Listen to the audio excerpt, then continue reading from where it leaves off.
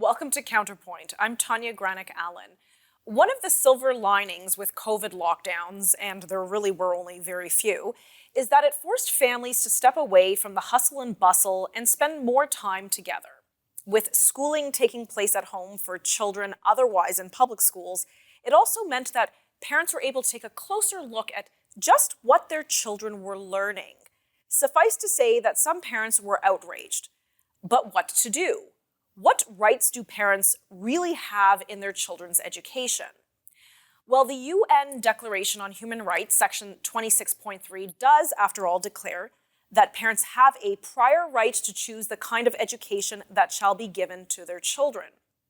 Sure, many parents do complain, but to what end? Do parents really have any sway within the public education system? Well, parents in Florida have had their voices heard and are finally getting some relief. On March 28th, Governor Ron DeSantis signed a bill which empowers parents within the school boards. The bill, titled Parents' Rights in Education, compels parental notification of healthcare services, allows parents to bring forth legal action against school boards, and, perhaps what it is most known for, is it prohibits the teaching of sexual orientation and gender identity for children kindergarten to grade 3. Critics are crying foul, saying this new "don't say gay" bill, as some folks are calling it, will have a chilling effect in the classroom, and that it goes too far. The Disney Corporation, for one, has vowed to help repeal it. But is it Disney's place to insert themselves between parents and children? Ultimately, isn't it the parent who should decide their children's education? And why is it so important to some that children grades 3 and under learn gender identity theory? Well, later in the program, I'll be joined by Quisha King, mom and senior director with Moms for America. But joining me now to help unpack this new legislation and the controversy surrounding it is Antony Sabatini, state representative for the Florida House of Representatives for the 32nd District. Thank you, Mr. Sabatini, for joining me today.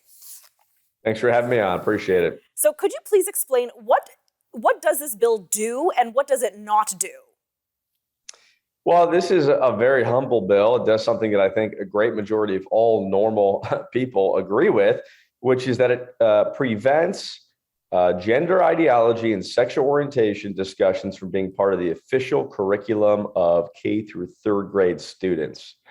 Nobody in the world would have ever thought that was going to be a controversial idea when this bill was introduced months ago, but it just goes to show you where the woke left is, how far they've gone, that this somehow is a controversial bill. My original criticism of the bill was that it didn't go far enough. I think it should have went to the 12th grade. I don't believe any student should be being force-fed gender ideology. I think they need to be focused on reading, history, natural science, mathematics.